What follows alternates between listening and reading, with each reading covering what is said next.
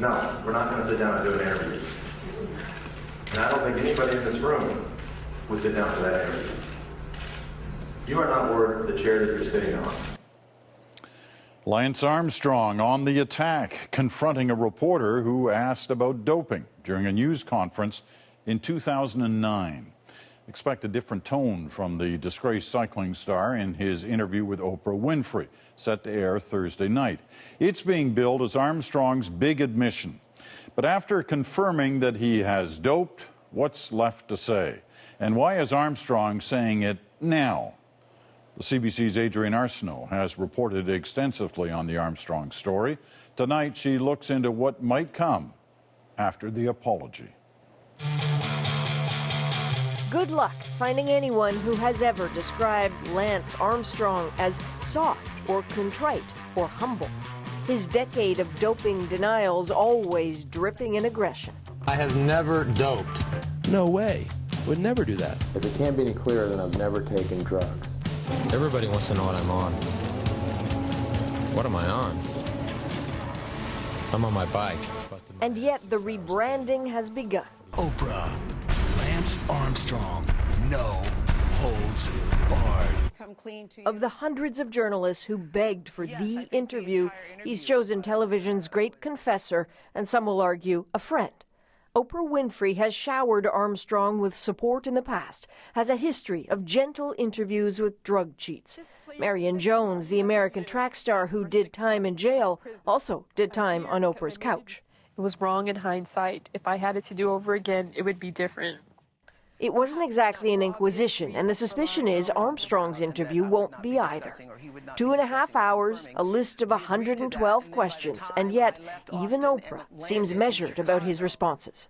I would say he did not come clean in the manner that I expected. Of course, the tease is you'll have to watch to really know. A show wrestling with ratings is thrilled for that.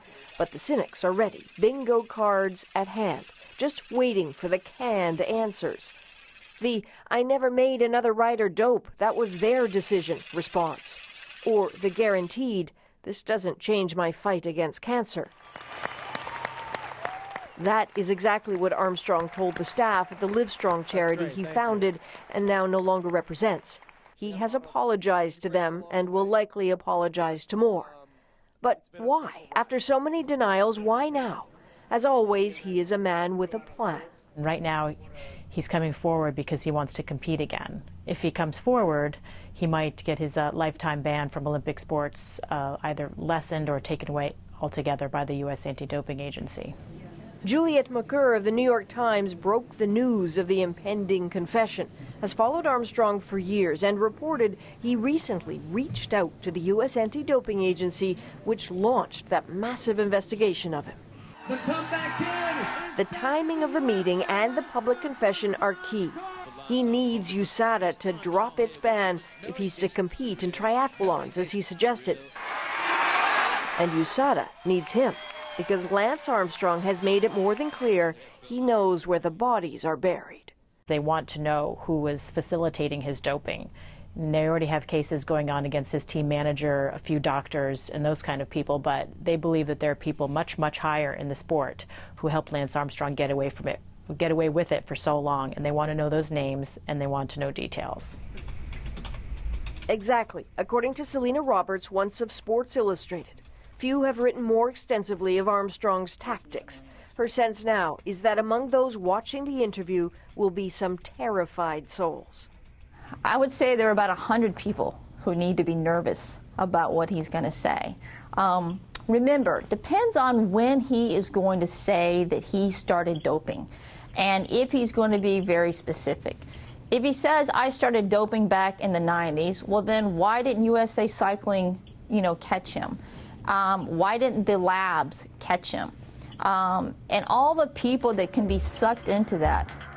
There's pressure on Armstrong to testify under oath to the World Cycling Body about who knew or did what, and he hasn't yet said no to that request. If he ends up implicating the body in the cover-up, then it's possible cycling may have to be removed from the Olympics as a sport. That's the caution from IOC member Dick Pound, long suspecting the entire sport of cycling was sick. It's a mess right now. I've always thought that it's so bad that you really need, a la South Africa, a truth and reconciliation process. Get it out on the table. That's what it was. That others need to hear what he knows may actually be something Lance Armstrong enjoys at this moment, but consequences are real. It could possibly open up another criminal case. There was a federal investigation that he was the center of for about 2 years that was closed last February. It had to do with doping-related crimes like drug trafficking, fraud, and money laundering. So they closed that in the U.S. Attorney's Office in Los Angeles last February. But another U.S. Attorney's Office could very much pick that up and reopen the case. And there could be nearly $30 million to be paid out in civil lawsuits. He once sued the London Sunday Times when it suggested he doped. Now the paper wants its money back and published a list of questions its journalist, David Walsh, wanted Oprah to ask Armstrong, including, "Did you sue the Sunday Times to shut us up?" Maybe, but it didn't work. So what was he thinking all those years ago when he lied, even lied under oath in one of the many lawsuits he launched? Even then, oddly, he understood the consequences of being proven a doper.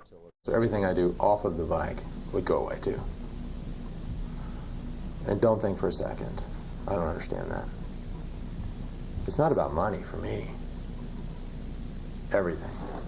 It's also about the faith that people have put in me over the years. So all of that would be erased. Erased. The faith in him erased. For some, that's absolutely what's happened. But Lance Armstrong has a long life yet to lead. And the caliber of a comeback depends on how he handles his Oprah moment. We agreed that there would be no conditions on this interview and that this would be an open field. So here we go. 2 nights of television time focusing just on him. Perhaps exactly how Lance Armstrong likes it. Adrienne Arsenault, CBC News, Toronto.